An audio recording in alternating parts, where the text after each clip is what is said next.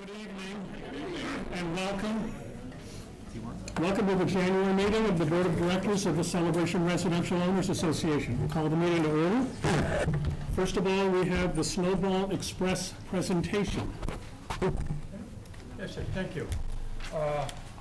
My name is William Boyle. I'm the Vice Commander of the Veterans. We can use the microphone, please. Right up here, the microphone. I need a microphone? So that our viewing audience can hear you. Okay.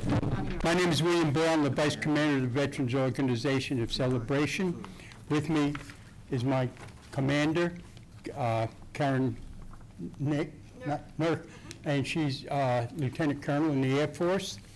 Next is CPO Mike Sontag. I got it. He was in the Navy. And then we have Commander Wendy Hubb. And myself, I was an airman. We won't go through any ranks. We're very happy to be here. Members of Veterans Club of Celebration want to thank you for giving us this time. We thank the people of Celebration for the help they extended to us that made Snowball Express so successful. Many children, the survivors of military personnel that were killed in the service of our country, were given a couple of days of fun and enjoyment at Disney.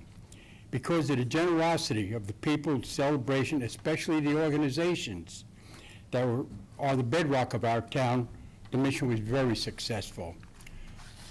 Would the following people please come up? I'll call up one at a time, and please stand aside because I'd like to get a picture of you. Steve Waring. That's me. Steve, who's got the plaque? I do.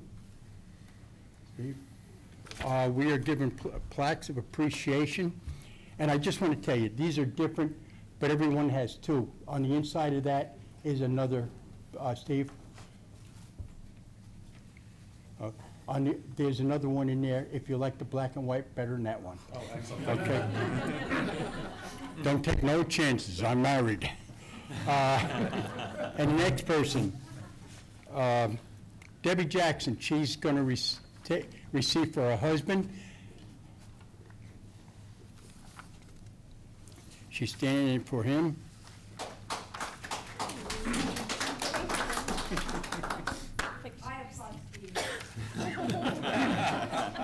Thank you, everybody. Thank you.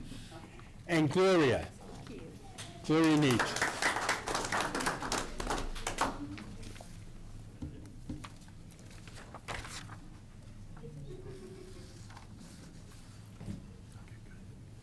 Thank you.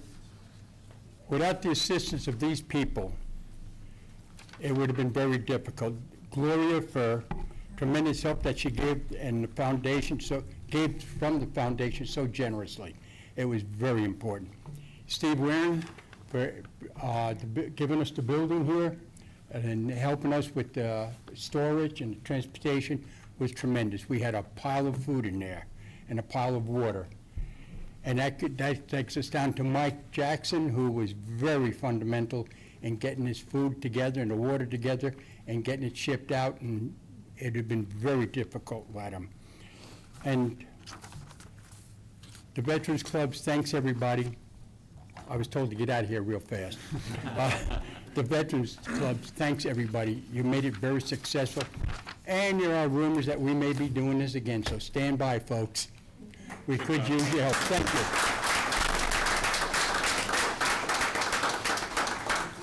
We thank you for all your service, for your commitment with Snowball Express, for the kids, and for whatever's going to come in the future. So thank you so much. Thank you. Thank you for being here and honoring these. Thank you. And if there's any vets that want to join us, we meet here second Thursday of the month. Thank you. Second Thursday of the month. Second Thursday of the month. Thank you so much. We'll move to owner's comment period. We have two who have indicated they'd like to speak. So we have Celia McFadden. Whoops, thank you. To the microphone.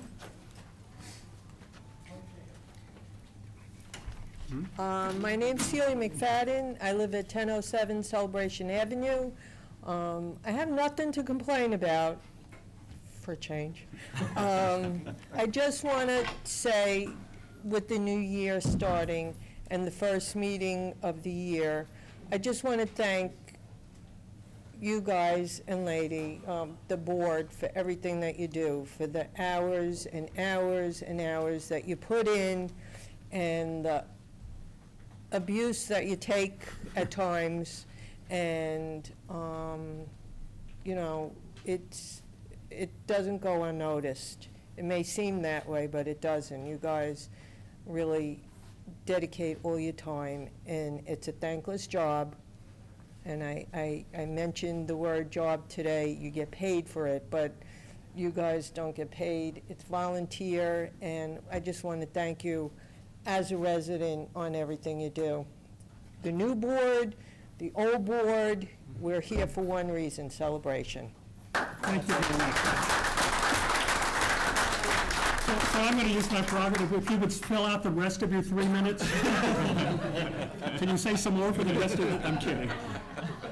That was very kind. Thank you very much. That means a lot to us. Thank you. Dave Finnegan. Hi, I'm Dave Finnegan, 402 Elderberry Court, pioneer resident of Celebration. I'd like to echo the last two presenters. First, I was a U.S. Army captain, and second, we really appreciate what the board does. And although I've been up in front of the board many times saying, why don't we do more about sustainability? Why don't we do more about sustainability? I finally went, hey, why don't I do more about sustainability? So I started a Facebook group on December 22nd. In 10 days, we had 114 members of the Celebration Sustainability Advocates. And we aren't here to ask you to do things, we're here to do things. And the first thing we're going to do is we're going to have on February 2nd our first sustainability showcase. And it's going to be at the library. We've already reserved the room. We're going to talk about solar. We're going to talk about other things that we might be interested in as a town. And we've got speakers coming in and so forth. So this is just to let you know that we're trying to take burdens off your shoulders, not give you extra things to do. It's kind of like you can lead a horse to water, but you can't make him drink. Well, I'm considering you, excuse me, the horses, and what we have to do is make thirsty horses. And the way we make thirsty horses is by going out and doing things ourselves that demonstrate to you that we really care about sustainability and celebration, and then I'm sure that you will help us along. So thanks a lot. This is just a warning, and I have to go to another meeting down the block. So Thank you so I'll much. see you. Thanks. Thank you. Thank you for being here, Dave. What time was that meeting, Dave? That meeting started 10 minutes ago. No, the meeting in February. The one in the library is from 1 to 2:30 on Saturday, the 2nd of February, in the big room. Thank you very much. Oh, and we're gonna have many electric vehicles out there. We've already got 4 of them committed, so come see So them. he said there'll be at least 4 committed electric vehicles. Anyone else? No one else checked unless someone who came in late checked that they wish to speak. Is there anyone in the audience who would like to speak? Seeing none, can we verify that the meeting was properly noticed? Yes, it was. Thank you, Steve, and verified quorum. Yes, you do. Thank you. Let's rise for the Pledge of Allegiance. I pledge allegiance to the flag of the United States of America and to the republic for which it stands, one nation, under God, indivisible, with liberty and justice for all. So we'll now formally call the meeting to order. Do I have a motion to adopt the agenda? Thank you, Jack, and Debbie seconded. Approval of the minutes. We have CROA workshop from 12/3/18 and CROA board meeting 12/17. Motion to adopt? Thank you. Second. Thank you, Debbie, and second from Vaughn. Any discussion on that? Any changes, modifications? All in favor? Aye. Committee reports, ARC. Welcome. Happy New Year. Happy New Year to all, not just to you, but to, all right, happy New Year. Michael. Thank you, Michael Valaket, Chairman of the Architectural Review Committee. In December, we had 92 applications reviewed, 88 were approved, and only 4 were not approved. Top ARC requests in December which has been leading for a while. Security devices 18, roofing 16, structural changes 15. Security devices are becoming more and more popular, you may have noticed. But a couple other notes. Nicole, one of our members, had to step down due to work requirements. She's been, last I heard, she was transferred to Japan, and she can't attend meetings, so she's finally realized that she better step down. So if anyone wants to join ARC, now would be the time. Community Standards over here can help and get your name on a list, and then these fine people would appoint you. Same with residents who have any questions on permit applications, take them to Community Standards. You can also get applications online as well. So any questions for the chair? Questions from the board? Continued good service, thank you. Thank you, and ditto to everything that was said by you guys. Thank you. Thank you. Appreciate it. Thank you. Good Thank night. you. You're leaving now? I know. Well, yeah. Not that we're noticing You that, guys but- make the big bucks. I don't get it. See you later. Dog park. Like, who's going to speak?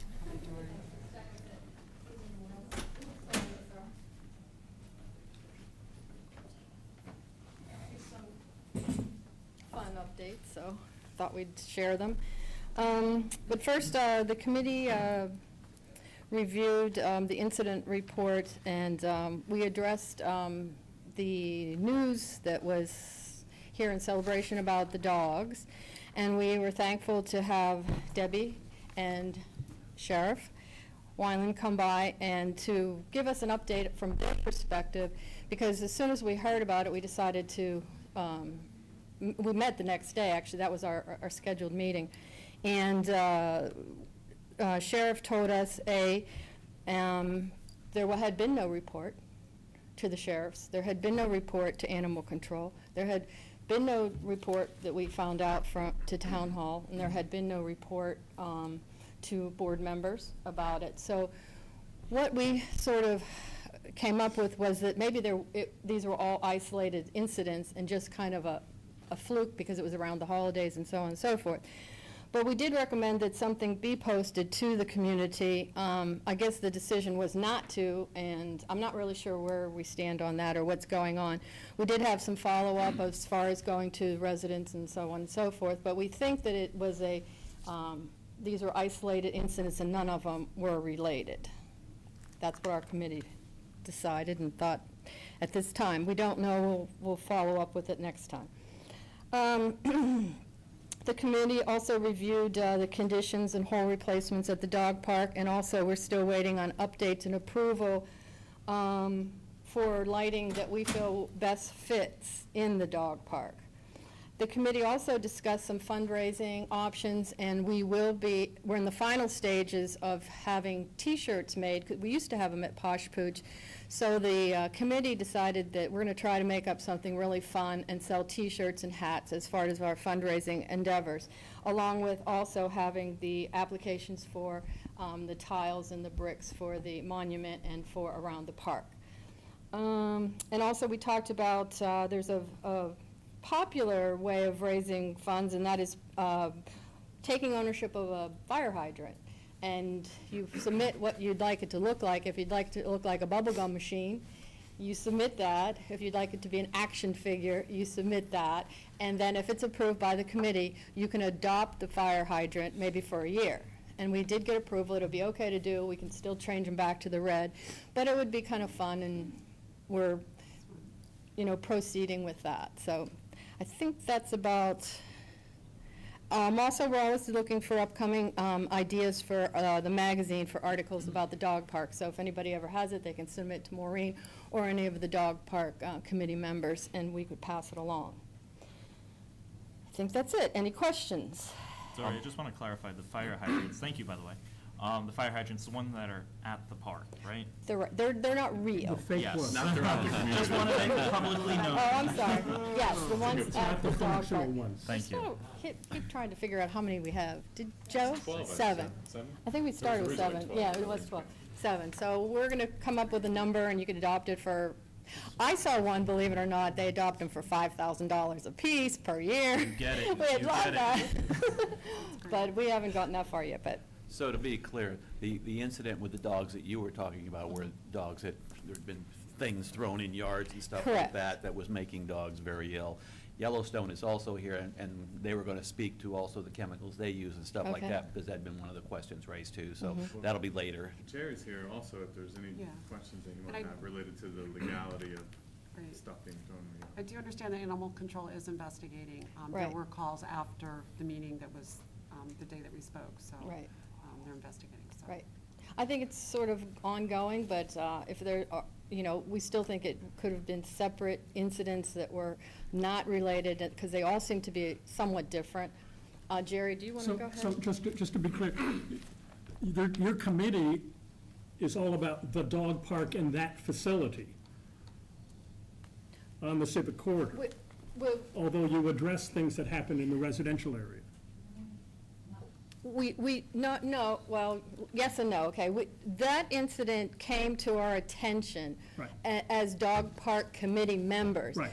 And so when we met, Right. we sat down to bring everything and put everything on the table that we knew. Okay. What a board member knew, what sheriff knew, and we have some very hands-on dog park people like Joe. Right. And and Maureen, and so on and so forth. And then what we did was compile the information, Right. and then we presented You it to funneled it to- Jerry, and then Jerry. Okay, good. They came back dragged to me it. into it. We dragged. Don't tell him what you know. He did it, by the way, he did it excellent. He was right there at the right moment that we needed him, and we thank you. That's why I'm here, right? I got off the phone with Animal Control about 20 minutes ago, as a matter of fact, or Animal Services. They're no longer Animal Control. Animal Service, last week I was on the phone with them for an hour at a time. I was on the phone with our dispatcher. The day after the news report broke, our patrol captain called me. I had sergeants calling me going, what in the heck is going on over there? We all checked for calls for service, and there are no calls for service to the sheriff's office. The morning of the 11th, I believe it was, Animal Control, after seeing the news report and being notified by our command staff, decided to come out here, found the lady, and then started their own investigation based on that. We don't have a report. Usually a situation like that, the sheriff's office is going to refer Animal Control or Animal Services to take that investigation.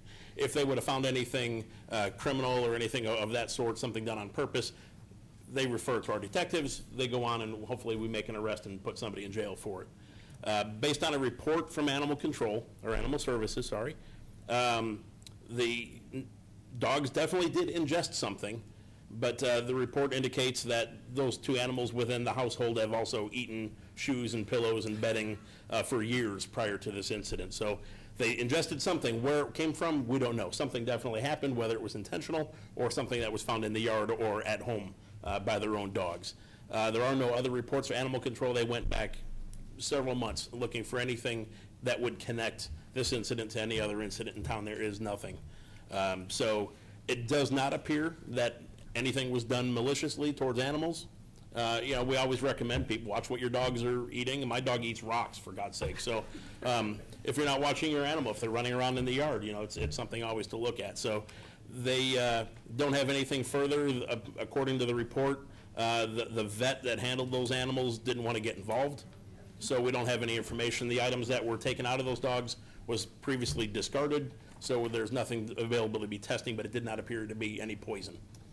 Jerry, thank you for that. I appreciate it. I was driving down campus on the way to the committee and drug him over here, and he came into the meeting. We just really appreciate you being here. That was wonderful. Anytime. So, again, it's always watch your own animals. Yeah. Watch animals against other animals, especially in the dog park. They are animals. They're halfway wild.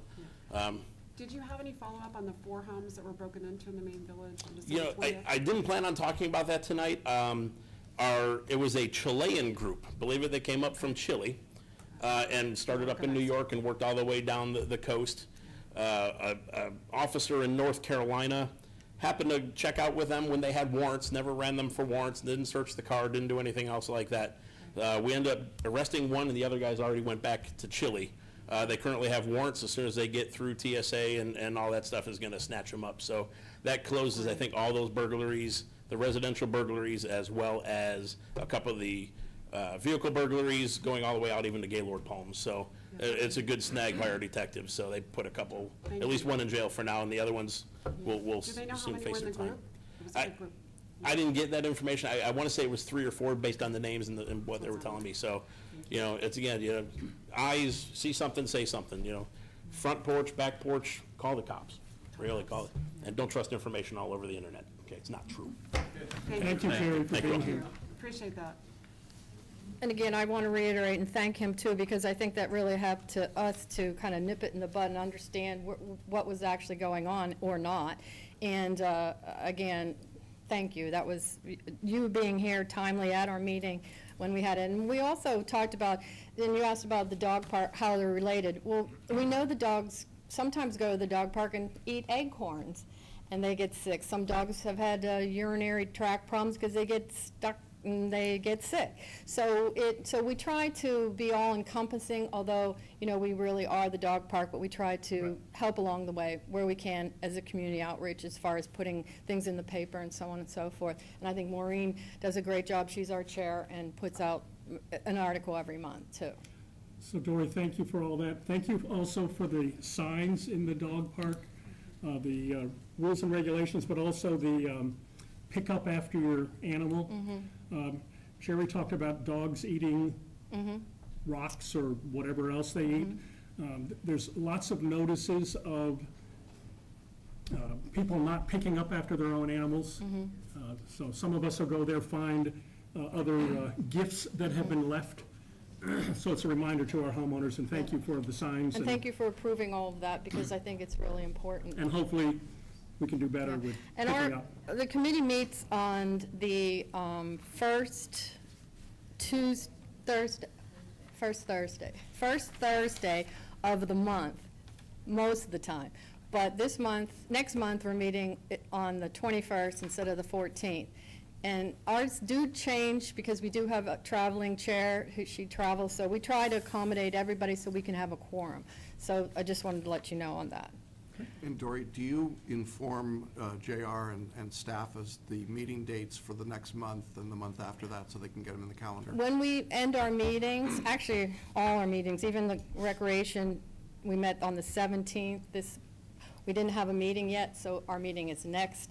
We tried, because again, we have traveling volunteers, committee members, so we do try to put it in the minutes of when the next meeting's going to be, and hopefully that'll get that. We aren't real good at that in the past, but we're going to try. Actually, my question was a little bit more than the minutes. I'm sorry.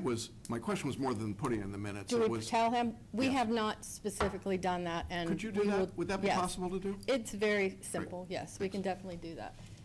We'll definitely do that. And I know, because we have this nice new magazine, if there's any way we can get it in, so it's in each month, even though it does have a tendency to change. I know that sometimes it's important, and if not, we'll try to get it directed to the website. Put a disclaimer too. Exactly, because it does, because we do have traveling committee members. So we did not have a recreation committee meeting. It's this coming Monday at 3 o'clock. So if anybody has any interest in showing up for that. So I have no new information on that. So are you also the designee for events? I'm going to do events. So recreation is no report? No report. And we're adding, substituting events? I have a new report next month for recreation. Great. Okay. And you're going to do events now? This is special events. Special events, thank you. Yes. And we meet the second Tuesday at 2 o'clock normally. So, and we'll try to make sure that we get that in black and white for you. So, special events. Tickets for the Under the Sea themed father-daughter dance went on sale last week. The dance, with all its dazzling effects, thank you, CROA Board, for helping us add a little bling to the event this year. Appreciate it. The dazzling effects will be held on February 16th at the K8 Gym, beginning at 6 o'clock. It's a limited space venue, so tickets are also limited, so we suggest don't delay. Last I heard, we had 50 tickets remaining, and we usually have about 320-30 participate and come to that event. I want to thank the Special Events Committee for just dazzling this whole thing up. I think it's going to be really, really spectacular and really fun this year with all the rainbow everything that's going on, so it's going to be fun. Our next Food Truck Friday is February 8th at Lakeside. Also that evening, we're proud to present Nova Era classical music with the groove. This group is, you can YouTube them because they're a very interesting group. I was watching them today. They're very popular out at Disney, and they will perform 3 45-minute sets at 6, 7, and 8. Again, that's at Food Truck Friday, February 8th, Lakeside Park. Then on February 14th, Valentine's Day, grab your lawn chair and someone special for a Valentine show of Dirty Dancing on the Great Lawn, beginning at 6:30 p.m. And I believe we'll have refreshments for people there. Will it be? We're trying to arrange for that. Because usually we do have the cafe come by, so hopefully we'll work for them. Then the following night on February 15th, come out for some live music with Music on Market, a new program. It's a combination, right? Did we find out who the owner of that is? No, Kevin, I don't know yet. We'll find out. But from 6:30 to 9, so just come out on the bricks there and just enjoy the music. The February edition will feature John, I don't know how to pronounce his name, Frenzy, F-R-I-N-Z-I, and Roger Bartlett. They both sound like I Googled them too and looked at theirs, and they're kind of, well, the Roger Bartlett actually was the first guitarist with Jimmy Buffett when they first started, 2 of them together. That's what his bio said. So lots of people play with him. Now whether that's true or not, I don't know, but that's what it said. Okay, so canines are invited to strut their stuff on February 23rd with the return of Posh Pooch. This year, the event will be held around Market Street and will feature pet-themed vendors, adoption agencies, contests, demonstrations, and live music. And that event goes from 10 a.m. to 3 p.m. The spring porch and yard sale will be Saturday, March 2nd from 8 to 2. Residents interested in having their location included on the sale map may register online between now and February 25th. Residents are invited to come out and experience celebration nights at the CROA annual meeting on March 6th. Libations and snacks will be served at 6 o'clock, and the meeting will follow at 6:30. And then grab your capes and join your fellow supers as they present The Incredibles 2 on the Great Line on March 8th, showtime 6:45. And for those residents who are 6 to 12, it's time for our Out of This World experience. Our next Kids Night Out will have attendees experiencing what it's like to train like an astronaut, all without leaving Earth's gravitational belt. Our trip to the outer reaches of the galaxy will be held on Friday, April 5th from 6 to 9 at Heritage Hall. Lots going on. And that is all I have. Very good. Thank you. Anything? Comments or questions from the board? All these will go on the calendar, right? Yep. In the magazine. Yes. The only thing I'd like to add to that is there's some conversation about tables being set up at Town Hall for the actual date of the porch and yard sale. And we did have some scheduling issues with Town Hall this year, but we are looking, and right now, looking for exploring other options for tables to be set up at a different location. And then we'll have a discussion about what the October porch and yard sale looks like. Thank you. Okay. Good. Thank you. Okay. Thank you so much, Thank Dory, you. for those Thank you, Dory. reports. Covenants doesn't have a report unless you want a report? Yes. Okay, we didn't have you, but please.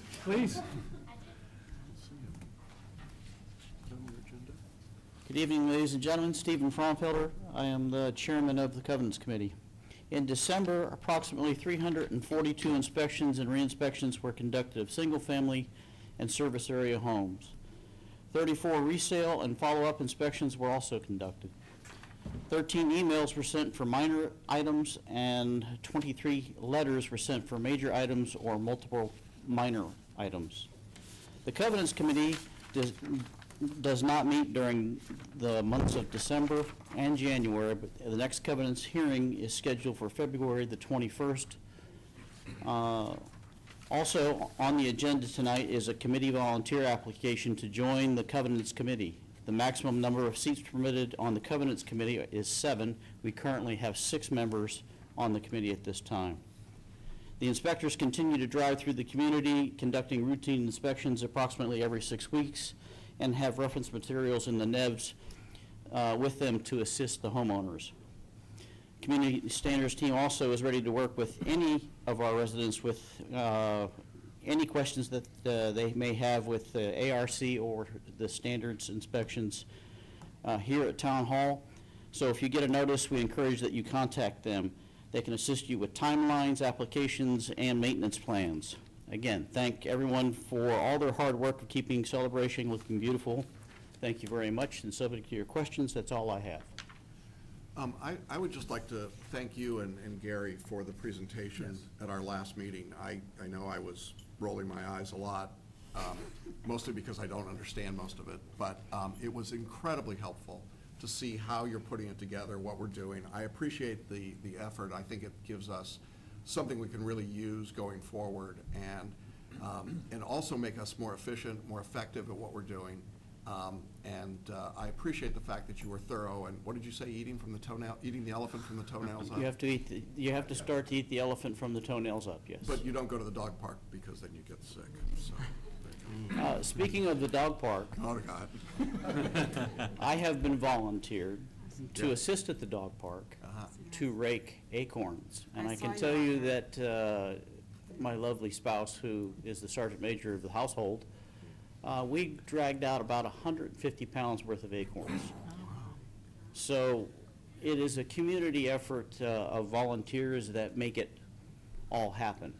And Steve, I saw you out there, and thank you. That was a lot of, and they can be poisonous to dogs, and They are poisonous. And they are poisonous. So I really appreciated you were out there working hard. So again, it's a community effort to make that stay healthy. Following up on Jackson's point, I too appreciate that. And for those who want to see the presentation, it is on the workshop, it's on the video feed from our workshop earlier this month. So thank you for that. I know you also made recommendations, some of which are already in the works, and we as a board will be discussing those further. So we very much appreciate both of your hard work and that of the committee. Okay. Since when does Sergeant Major outrank a colonel? I missed that. You also remember the saying, It's a on the happy camera. wife is Go on. happy. On the camera. Go on, study your ranks, it's Sergeant Major General.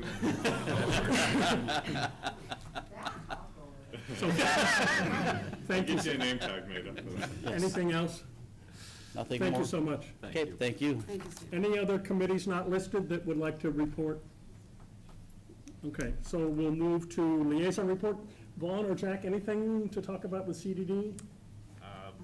Prefer I mean, for the, not. okay. Prefer not. And any updates? No updates? No. Okay. Thank you. Brian? Sure. On the financials, I'll keep this quick and painless. We have revenues through November of about $5.5 million. I think we'll be right at $6 million when the year is over. These are as of November. It takes a little longer to close December because everything actually needs to make sense. Before depreciation expense, we got a small loss of $17,000, which really doesn't matter. When you look at, can you just bounce down here, Steve? When you look at cash, we got operating cash of $1,263,000. We got CROA reserve fund cash of another $4.9 million. So CROA itself is sitting on $6.2 million of cash. So we're still quite strong. You jump to the next page here.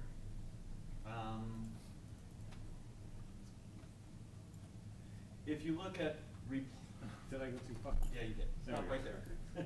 Okay, you look at replacement reserves. We got $1 million worth of cash there, and I'll talk about that a little more on the next page. Capital improvement, you'll notice we got $3.5 million. What we did do is we zeroed out the surplus funds and moved them over so that when we really are looking at working capital cash, that's what we have, whether we talk about the athletic complex, whether we talk about, I want to give a plug now, Steve will probably talk about it in the middle, but the parks and facilities plan and stuff like that and future things, endeavors that we may want to go down through. This is the cash that matters. We got contingency at $468. The board made a decision that we want to have $500,000. We are expecting to get $2.1 million from the county on March 1st. We'll probably just top that off when we get those funds and put the rest of it in here. From the perspective of the dog park, our original budget was $4.5 million. It'll get talked about. Athletic fields, athletic fields. Athletic complex, sorry. From the athletic complex, it was $4.5 million, and I am sure that we're looking pretty good right now. I heard we're ahead of schedule. We don't know final numbers, but we get the stuff in here. We'll be looking strong here. So from a Parks and facilities perspective, I think we're going to be in a strong position when we end 2019. And if we go to the last page, the one thing I want to talk about here a little, what we do on the third page is we take all the different areas and we compare, like, what is their current year income. They're all pretty close to break even, and like what they would need for reserve and stuff like that. The important one I'm going to point out is CROA. I had told you we have $1 million worth of cash. We have a requirement for the reserve study for about $380,000. We're going to do a reserve study this year, which we do an engineering study every 3 years. I expect that number to actually go up because as we put the athletic complex in place, you know, we're going to go from this, we're spending money to put things in place to where we need to spend money to maintain them. So I expect that there, but we've got a good cushion to take that. When I look to the future, we got 1 synthetic turf and we got 2 natural grass. I think at some point we're going to end up deciding that we need 2 synthetic turfs and 1 natural grass or something, because at the end of the day, you spend an awful lot of money redoing these fields constantly, so it becomes a financial exercise there. But once again, we are strong financially. We've been going down this repeatedly. We thank everybody for their contributions and their questions and everything, but it's working very well. Any questions from the board? Okay, turning to Steve, management report. Okay, I will start the management report with an update on the athletic fields, and we have a nice little flyby here that I can show the audience. So as we're flying in the CDD buildings over here, this is the new Lot D that's been acquired. It's being cleared out right now for additional parking and future use as an asset here. You can see work taking place on this is the parking lot area here, and then this is the concession restroom buildings. This is the concession area, storage, restrooms, and then 2 meeting spaces here. Then you get a sidewalk on this side, 2 additional athletic fields that will be natural turf. And as we come down, there's a sidewalk going all the way through. There's nets that divide each one of these athletic fields. This is the synthetic turf field. All of this right here is the infill that will go into the field here. But the carpet is down, and you can see they're laying in all the lines for the soccer and the lacrosse. And then what we take a lot of pride in, the beautiful celebration logo here in the middle. This is the end of the facility with a big turnaround here for fire trucks if they need to, and then possible future growth down here at the very end. So a very cool little video there. Oh, and look, it turns back around, and now we can see it from the other direction. So I do have an update though as of today. The natural sod here, there's a problem with Bermuda 419 TIF, which is required for athletic fields. It's gonna be the best Bermuda sod for the wear and tear on the athletic fields. There's some fungus in the roots of the 4 different sod farms, so they're looking at other options. It's a possible delay in this based on making sure we get the right sod and it's healthy. But we'll know some more information by the end of this week on whether or not they can get it where they're supposed to get it and get it down on time. But if not, there is a possibility of a delay, so I want to throw that out there. But we got to have the right sod down there. So I know Todd has reached out to Yellowstone to see if they might have some providers, and we're just looking at a couple different options to make sure we have the right sod. So if the sod were to be defective after it were put down, what kind of a guarantee or replacement do we have? Well, the guarantee for the contract states that it has to be in healthy condition when they turn it over to us, and then at that point there's so many variables that could take place. So if 2 weeks later something happened, it could be because it didn't get the right fertilizer, it didn't get the right water, all kinds of different options. So what we need to get is good healthy sod when it's turned over to us. And they had an option of a different kind of sod that they could put in. It would look beautiful when it's turned over to us, but it's not going to hold up underneath the wear and tear of the usage. So we said no. I said no. I'd prefer to just wait. It's worth, even if it's a slight delay, to get the proper sod there. So are you the person that reviews that product before it gets put down, or is there some other outside expert that we've got to? It'll be signed off on by the engineer, Mark, and it'll be signed off on Danny Bumpus also as our owner's representative. But myself, Todd, the committee that meets bi-weekly, will walk it. There's a architectural engineer or landscape engineer also that will make sure all the plants are the way they're supposed to be. So there's multiple people that are involved that are under contract to sign off on it. And to make sure that the sod is healthy. Right. when it's Yeah, installed. and the landscape, and they just did soil samples to make sure that the soil's fine and in good condition, so those will be coming back before they put down the sod. So there are multiple checks and balances before we'll make the final payment on the facility. So any questions on the athletic field? Timelines, what are you roughly thinking now? Well, April 1st is the timeline that we're looking at for the fields in the synthetic turf field. June 1st is still the timeline that they're giving us for the building, just because of the requirements for it. The masonry that you see going up is pretty quick, but it's the requirements for the detailed stuff on the building. So June 1st is the timeline that they're looking at. It is possible that it could be done before that, but on the safe side, they're still saying June 1st for that. And when, the parking lot will be part of the April 1st opening. And do we And then have when- any groups, organizations, or activities scheduled in April for those fields? We met with soccer group a couple, like last week, I believe, and floated the idea of an April 6th opening. And it's something that we're looking at, a possible grand opening on April 6th, to where we can do the ribbon cutting and then have all the groups go out and begin their first day of play on the fields. And the turf, as long as it comes in on time, will be perfectly healthy by April, because it'll have a good 2 months to take and get in the condition it needs to be in. The synthetic turf field will be ready just as soon as they're done with it. Okay. it's not obvious from here, but we're gonna have security fences around all of this and everything, so it's gonna be, explain it a little again, we've got a big Sure, audience. the facility will be fenced in. It will not just be a walk-on facility. It's going to be by reservation. And it will have some cameras installed throughout the facility to keep it secured. But we'll open it in the morning, we'll lock it back up at night. And I know the Recreation Committee is working on the usage and the fees and the structures and all the things that are ancillary to making this work, right? Yeah, and I'm gonna be meeting with them on Monday also, of next week, to give them an update and have that conversation with them. Great, thank you.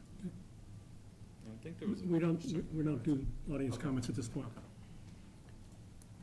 We can talk after the meeting or on the comment. The next item I have then is the county agreement for the $2.1 million. I dropped off the set of plans to the county yesterday, so they have all the plans, they have the agreement. I asked them for an update.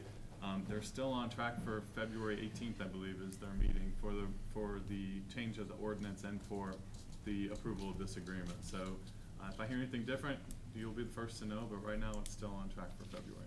So we have signed off on that, and but the county also had to do an ordinance change so that we would qualify to receive funding. Correct.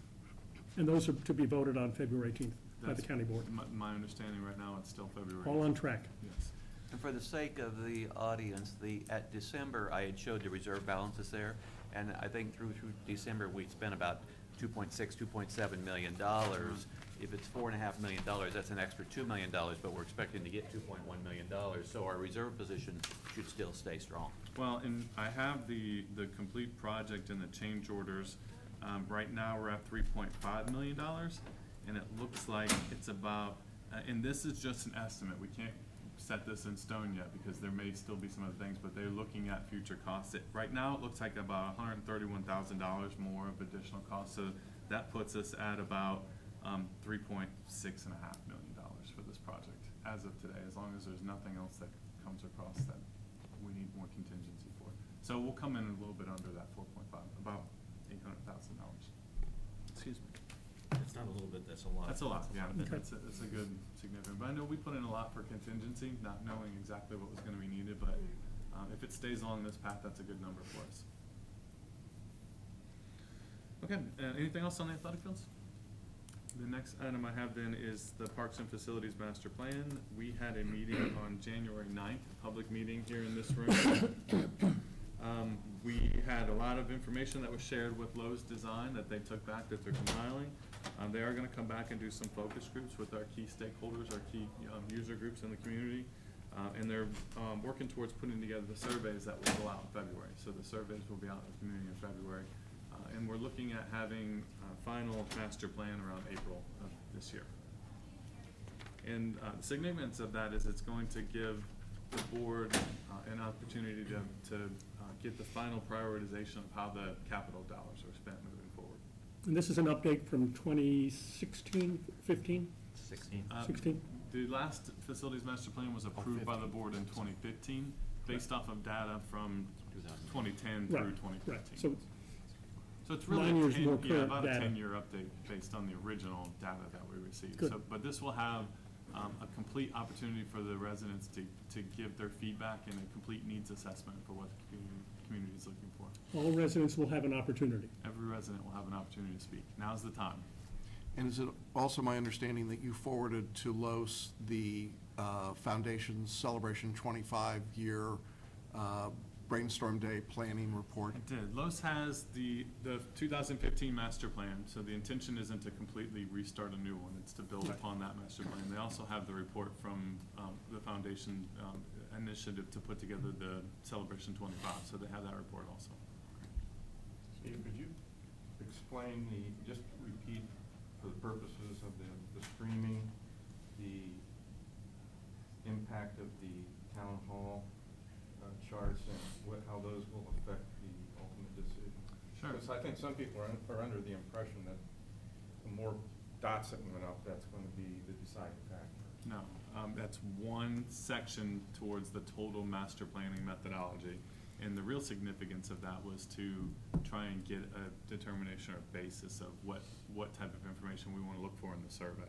So the survey will go out based off of feedback from that meeting and then from the focus group meetings also. Yeah, it helps to determine what questions to ask. Yeah, and then Right. If once there was all something that had that- no attention, why ask questions about it? Yeah, and then once all that data is compiled, including Celebration 25 report, past master plans, all of that information will be utilized to compile the final master plan. And for perfect clarity, the final master plan will not say, here is priority A, B, C, and D.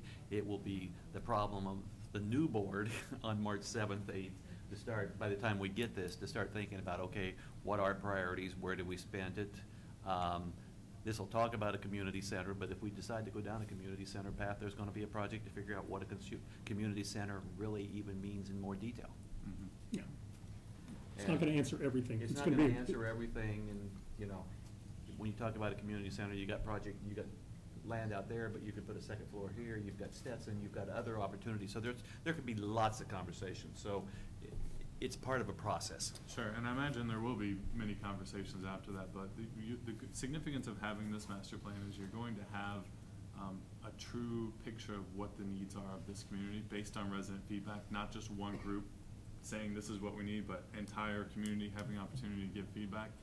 And then it's going to come down to how much money you have and when you can pay for certain items. So there'll be many more conversations about that, I'm sure. Okay, I need to let you all know that we did have a short minor glitch on the live streaming, but I believe it's back up now. And if you missed a piece of it from watching from home, the full video will be back up online tomorrow, so you can check out the full video tomorrow.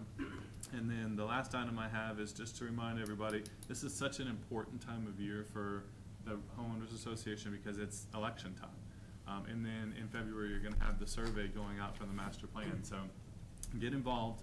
February 4th is when the polls will open for voting. We have 5 candidates running for 3 positions.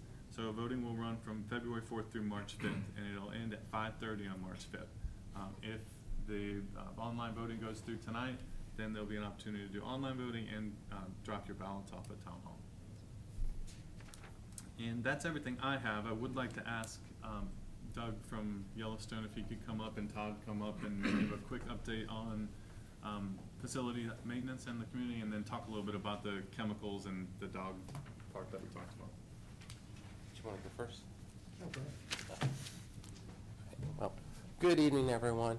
I want to start off on a good note. If you remember a few months ago, actually it was in the summer, we've done some new landscaping improvements down at Artisan area. So if you go by the bocce court, you can see the beautiful Bohenia orchids that are blooming. So I welcome you all to go down there. It's a nice site. So thank you, Doug, for that. All the landscaping is in good condition right now. A few weeds here and there, typical for winter time that they're working on diligently to get resolved. Nothing major concern. The ryegrass that you see in all the Bermuda is rooted in, growing strong, especially in the athletic fields. Ready for Little League to start here in a month, I believe. So we're happy about that, getting all the fields clay cleaned up and ready for this spring season. Did you want to talk about the glyphosate? Yeah, Roundup.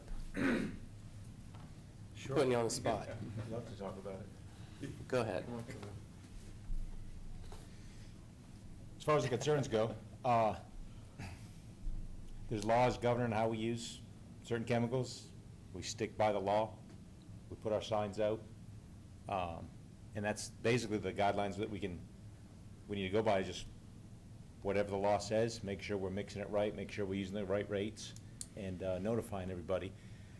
The one thing we've all discussed is, as far as notification, we can do better. Obviously, we can put a few more signs out when we're doing it and stuff, so that's what we're concentrating on, is just being more open about when the spray's going down and where it's going down, so everybody's more than aware of what we're doing. Because I think you see our guy with the backpack spraying, and they don't see signs out or signs where they want them, and that causes some alarm. So putting more signs out is only going to help.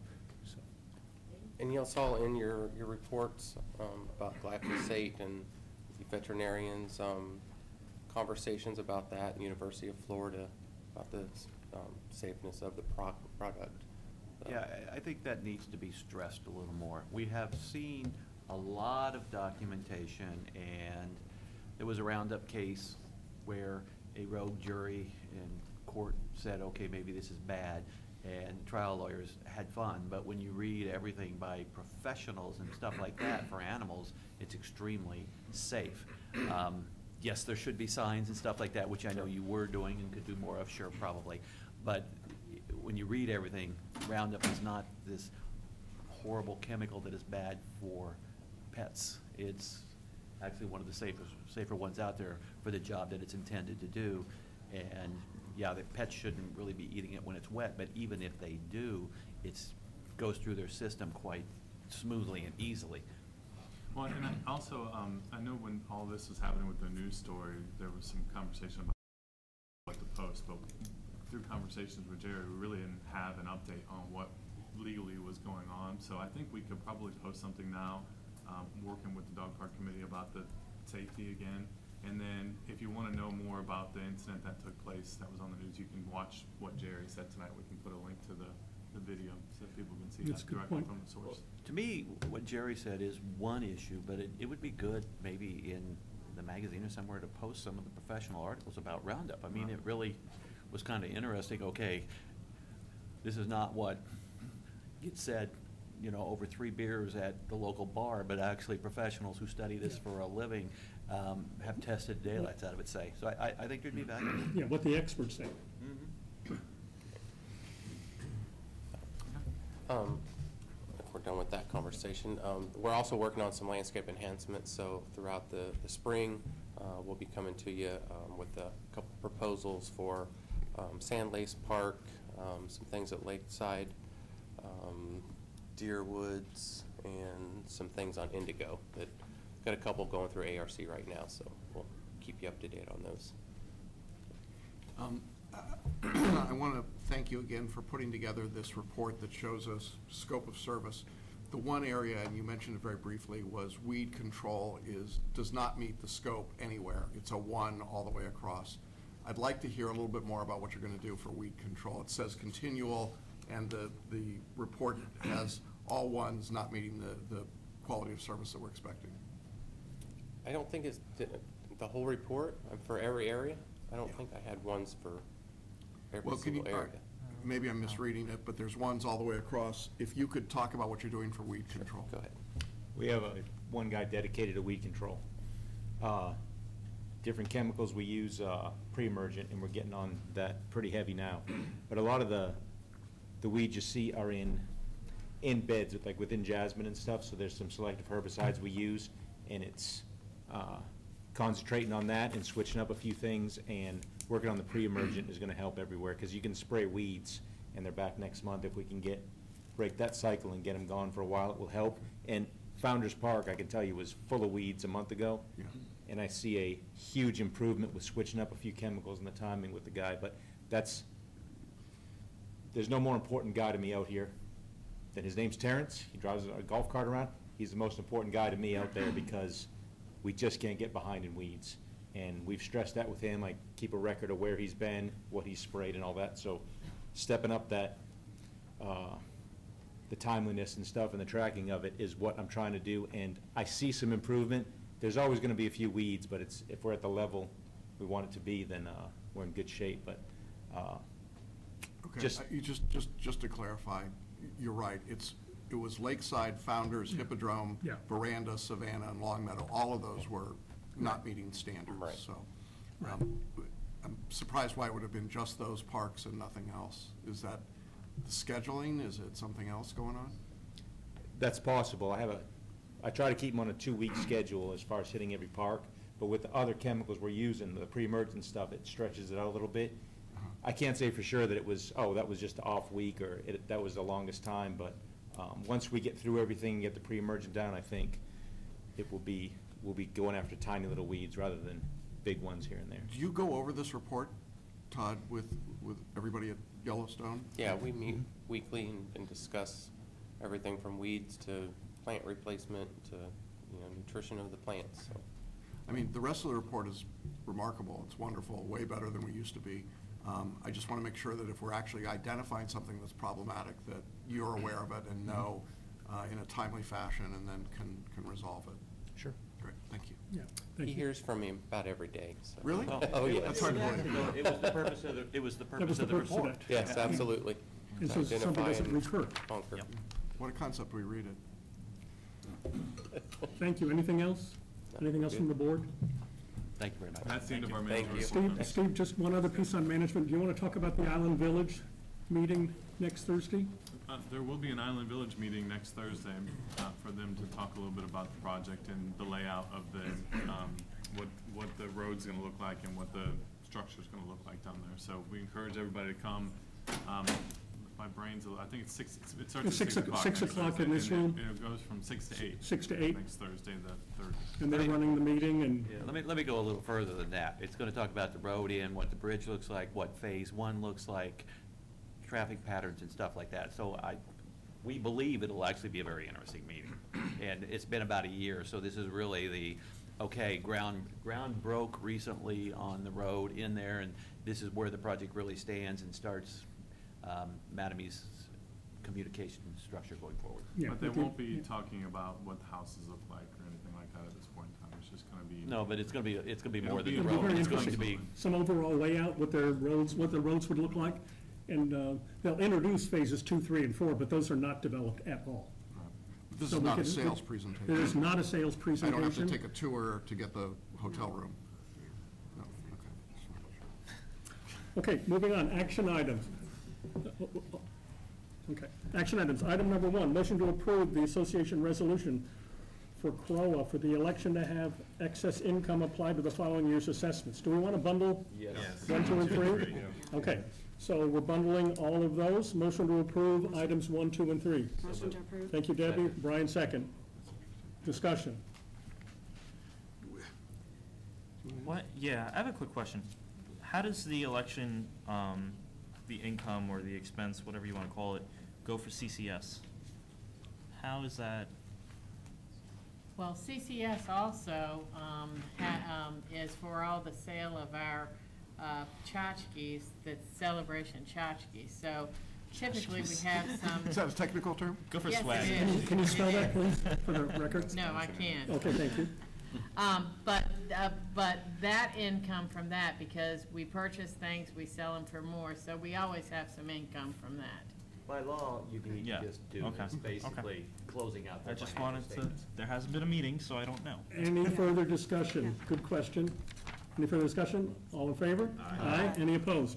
Motion carries. Item 4, motion to approve P.J. Cartwright to coordinate the vote tabulation for the 2019 CROA elections. Thank you, Jack. Second by Vaughn. I just wanted to tell you, I did speak with PJ, and she's agreed to do it again, so that was an important part of this. But I want to thank her. She's back here nodding. I want to She's nodding thank off. her so much for just the years of helping with this. She does such a great job. We know that when we're handed over to her, it's in good hands, and it's very thorough. So thank you so much for agreeing to do it again this year. Yeah, and I just want to say, you know, we're still having questions and issues around the community, around elections at various organizations, condos, and so on. I'm very proud of the way CROA handles elections. We've asked Debbie and Jack to act as liaisons in the CROA board election that's coming up, so that if there are questions or concerns, that those could be addressed in a positive way.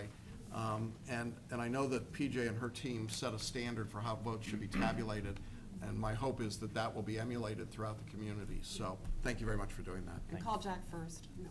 Well, Yeah, call Jack before if Debbie. any of the other condo associations or other entities that do voting in town would like to see the plan for this, we're certainly willing to share that with them.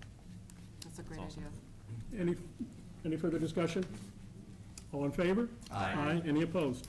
Motion carries. Item 5, motion to approve Simply Voting to conduct the online voting portion of the 2019 CROA election in the amount of $1,233 from the CROA operating expenditures. So moved. Thank you, Jack. Second. Kevin was the second? Yeah, All I'll go right, for it. Kevin's the second. Uh-oh. Thank you. Any discussion? According to the documentation, this has been used before. It's also the lowest price. This is the company that we This is use. the company that we've used in the past, yes. Since 2012. Further discussion? All in favor? Aye. Any opposed? Motion carries. Item 6, motion to appoint Michelle Reike to the Covenants Committee. Before we make this motion, Thank you. if I could, Please. I would like to just raise the general question. We are right at the end of our term of this first year, and we're about to turn the corner into a new year and a new board. I would like to wait on appointing members to existing committees so that we could do all of that at one time. And unless Stephen feels very strongly that he needs a 7th member on that committee, I would prefer that we table this, let the new board sit in, get new applications from everyone that's interested, and reset the board again.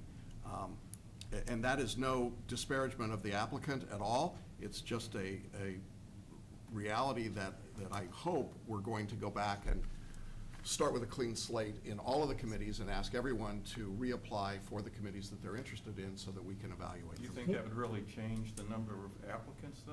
I mean, by waiting a month? Stephen, do you want to speak to that? What advantage would that be? Do you want to?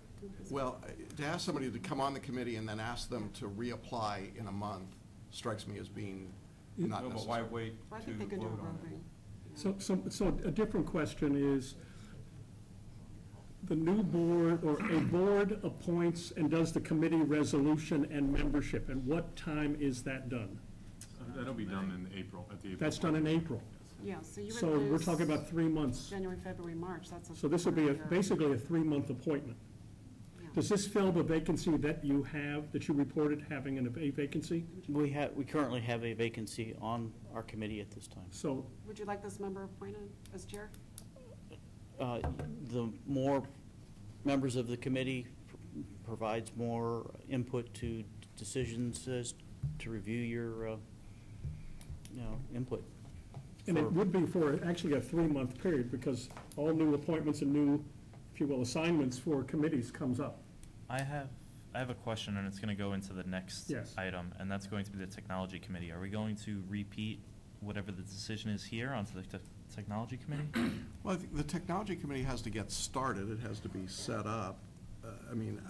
I just think doing this, knowing that we're going to have to redo it again in a couple of months, or at least I hope we will, and maybe the decision of the board that we're just happy with everybody that's on the committees. But I think, and by saying we're happy, I don't mean with the individuals, just with the concept of, do we want to restart committees and ask for applications and look at what we're doing with committees? I think that's a bigger conversation. And so I'm just asking that we wait 3 months on this unless you feel absolutely critical that you've got to have this 7th person. Kevin, do you want to wait 3 months to start your committee? I think Jackson was saying that wouldn't be the same, and we would appoint to technology tonight, but when it comes to this, I mean, it's 3 months from now. I think I personally would be comfortable approving her. The committee's recommended her. I mean, if David were to get reelected, and that's a hypothetical, and we had 5 consistent board members, would we really start the committee structure all over again? We did it last year because we had so many new board members, so that would be my thought. If I may. Call the question. He had a comment, sorry. If I may, any member that we do have that's going to come on to the committee, I started a program as to the fact that we have to do a little bit of indoctrination. The committee this year did ride-alongs with the inspectors and also did time with the standard staff to where that they were also trained up. So there's also a training period of which to bring them, like what you're doing with the candidates, to bring them online. Again, we also then have to have our quorum of the number of people also.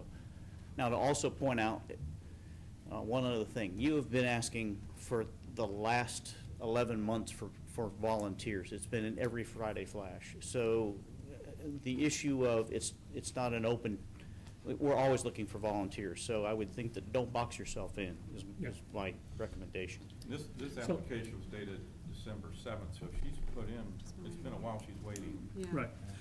So can we have a motion? I'd like to make the motion to approve.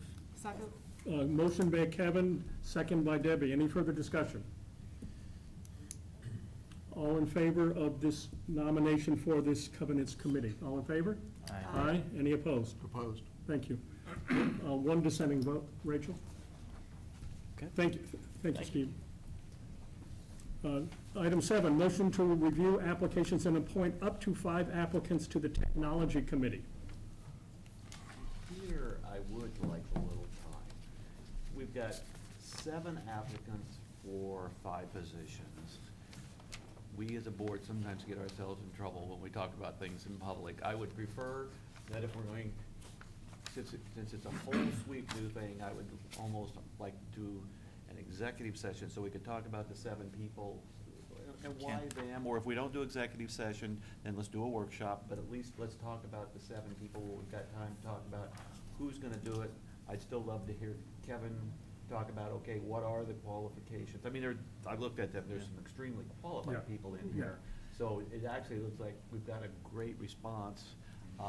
Maybe we also want to get consistent formats. Some of them have resumes, some of them had the older forms and stuff like that. Yeah, I support, and I understand that we want to talk about it, but I just want to point out that executive session is normally reserved for a legal issue or a personnel issue, and this is neither, so I would recommend possibly a workshop where we could talk about this. Yeah, I'm okay pushing it off until the next workshop, if that makes everybody happy, so we can discuss it in better detail.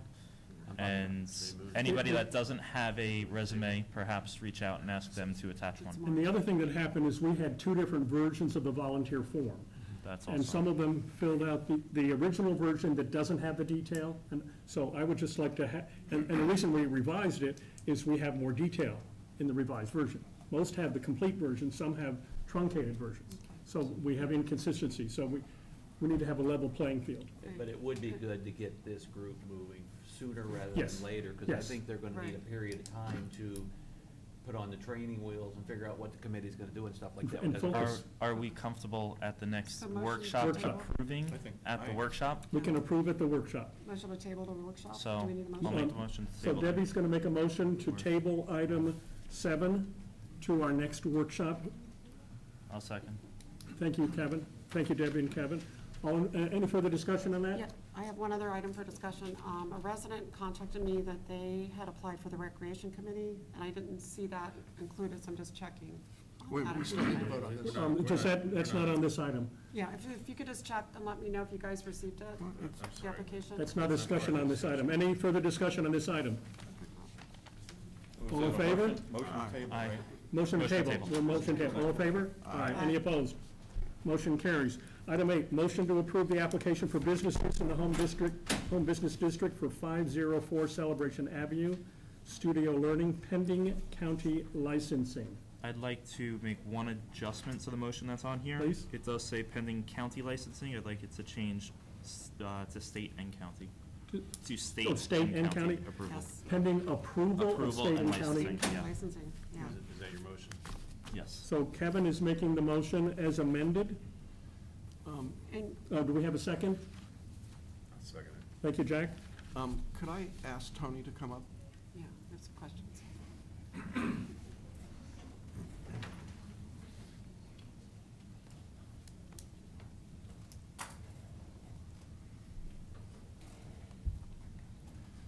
By way of full disclosure, I asked Tony to do some research into this particular application. I was surprised to see that the documents permit childcare at this particular location, but I'm hoping that you could talk a little bit about what it is that's being proposed here, and if the tenant is here, perhaps we can ask some questions of them. Absolutely. So they're here. Would you like to come up, all three of you? So you can ask them directly.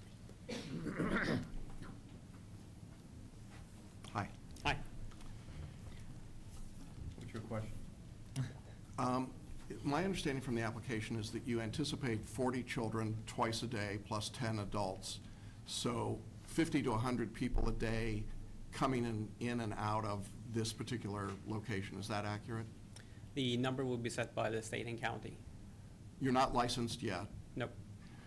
My understanding also is that you did something, probably not as extensive, but you were working in Artisan Park Club for a while, doing some child development work. Is that correct? Correct, yes. It's, And were you licensed to do that? it was a parent-child play class. Was it So licensed by the state? Not the parent-child play class, no. Have you ever been licensed by the state for that? No. And what's the status of your license application? Well, basically, we're waiting for different verifications, verification letters from the county.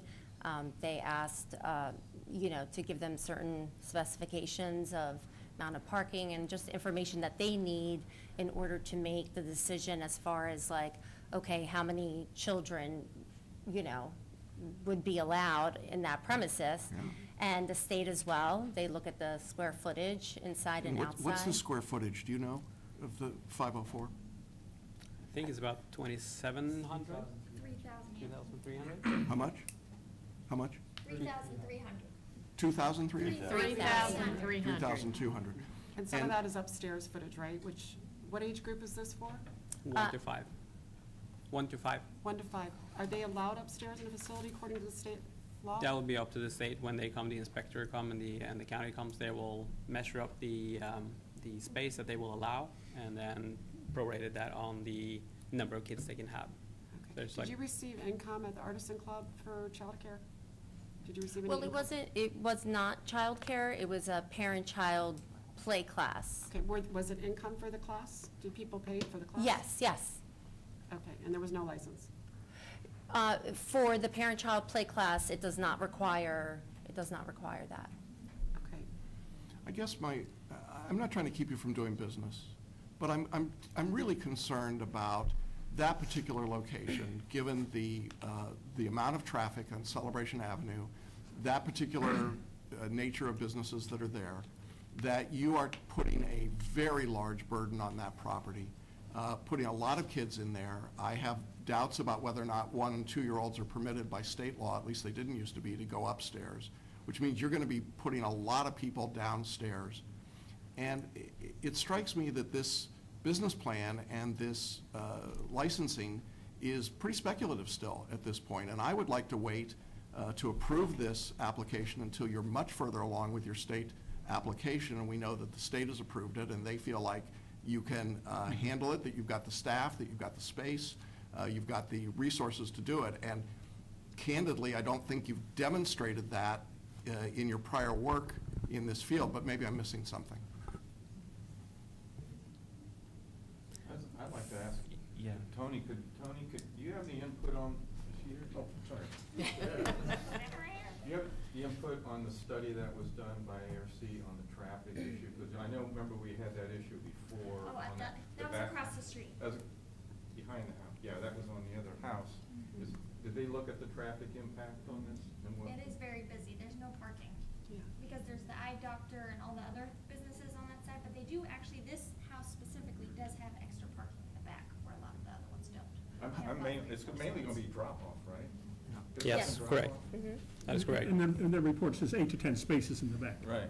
Yes, there's 8 to 10 parking spots in the back, and there's also front road parking in front of the house. And this is the same street that the K8 has drop-off and deliveries on.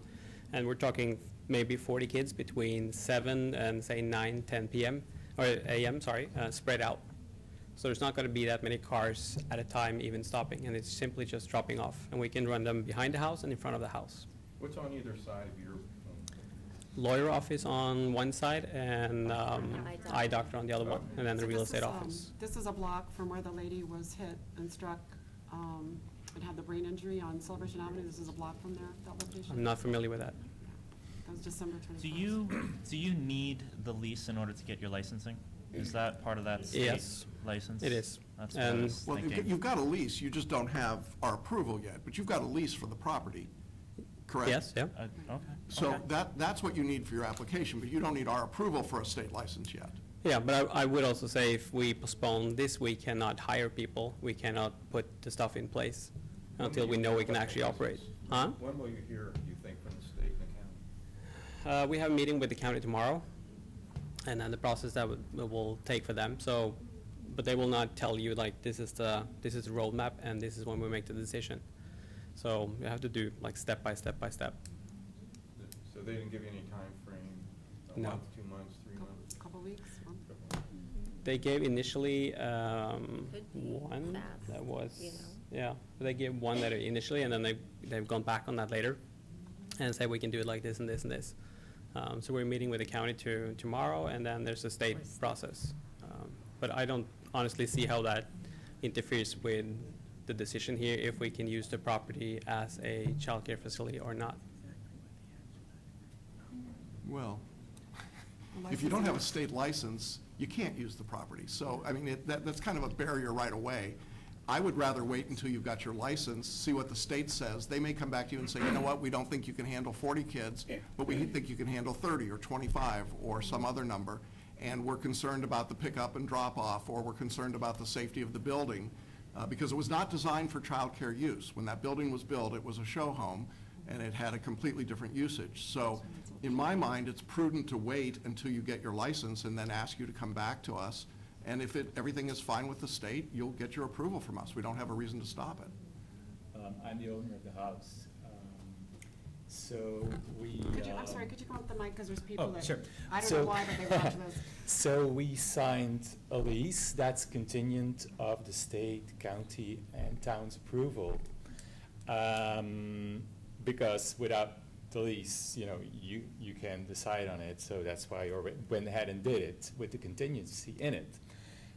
What I suggest, if you have doubts about the state and the county's approval and licensing, would be that you, on your turn, like I did, to help these people, approve contingent of the state and the county approving and the right licensing being there.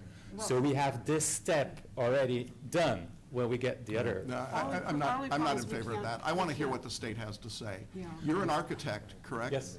Am I correct, sir? Yes, sir. So you understand architecturally that there may be things about that home that are not appropriate for childcare for ages 1 to 5. Yes, but as the state doesn't approve, the whole thing stops anyway.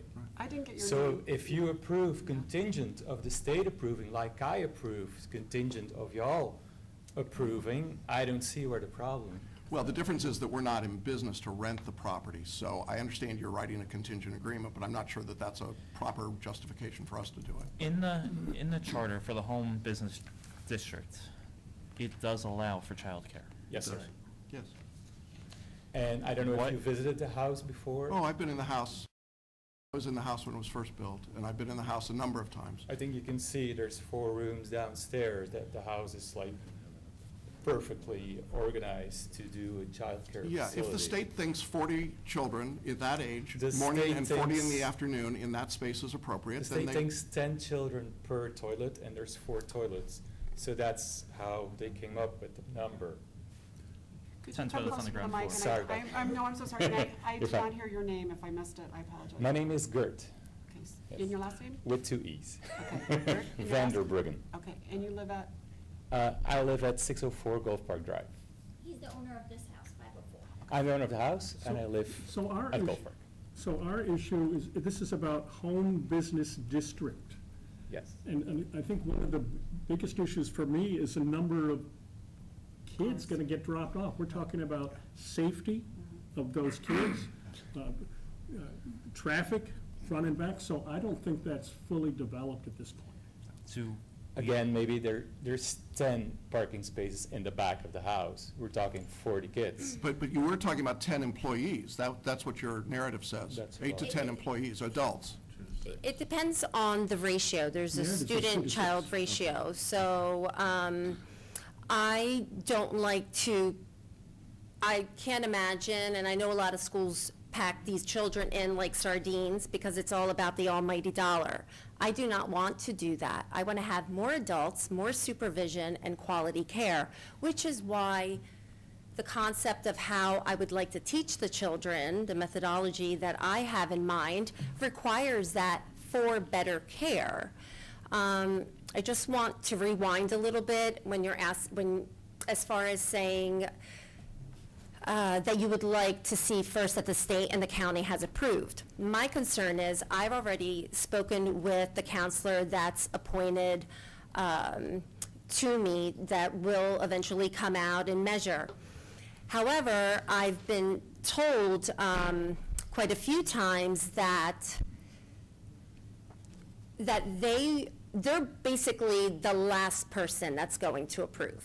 So they want to know that Celebration is allowing it, you know, that it's permissible to have that premises as a daycare center. So if that's written that it is allowed, I would like to say, yes, it is allowed.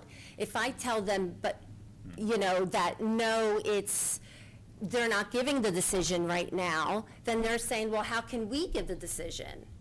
So they're going to wait for the county, they're going to wait for the fire marshal, and they're also going to wait for Celebration. And then they'll say, okay, well, now it's worth for us to do the legwork. Now we'll come out, now we'll measure. You know, the meeting tomorrow morning is to have a face-to-face so we can do all of, okay, Rita, this is what you need to do, which I've already have done a lot of that legwork because I had found out that this could happen very quickly. It just depends on the amount of applications that they have on their desk, you know, and because we had been talking about this, you know, once I submitted the inquiry and the program and what I plan to do, then she's, you know, she was basically like, okay, let's do this meeting. It's next Thursday, and, you know, and she'll just give step by step, you know, my checklist of what I need to get. And as far as the state's concerned is they want to know that these approvals are in place so then they can do their part. Has the county told you that they will not make a decision on the permit until you hear from Celebration? Originally, yes. Who told you that? People that I spoke with, I've talked to them like 4 separate times. 4 separate times. And the state had also said that. And then they said, well, it's a planned community. You know, we're going to have to research this. We sent them a PDF file. They wanted this aerial view, how many parking spots were going on, you know, that we have about 8 to 10 parking in the back, then we have the front, and we're also talking about that this is Celebration, a community where everybody goes with their stroller and drops off their child. And the other thing is when it allows, and the other thing also is we have the alley. You know, we have a, we do it at the K-8, Yeah, so I'm let me- thinking let we me- could do it in a very I organized understand, manner. and you put that in your narrative. Let me clarify for the board. I am not saying that we can stop this usage. I am simply asking tonight that we table this request until we hear more. If you get a letter from the state that says we won't give you an approval until Celebration approves it, send that to us, let us know. I have not seen that letter, I'm not familiar with that kind of a letter, I don't think that's typical. It's not typical. First, they would like for the town to give me a verification letter to say. I would like that in writing. If the state or the county would say. That's fine. As well as the state gets a lot of applications. Can I do this? Can I do that? And these people have a lot of work, and they only take it seriously once the town approves. How long have you been working with the county and state? Since, I'd say, beginning of November. So you've been working with them for 3 to 4 months, and we're hearing about it tonight.